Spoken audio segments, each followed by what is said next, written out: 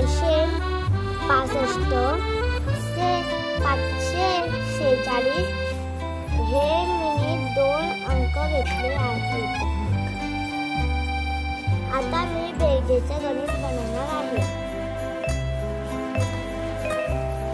5 आणि 6 11, 1 6 आणि 1 7, 7 4 मिळवले झाले 11, 1 5 4 1 मिळवले झाले 5 आणि 5 झाले 10. उत्तराला 1011.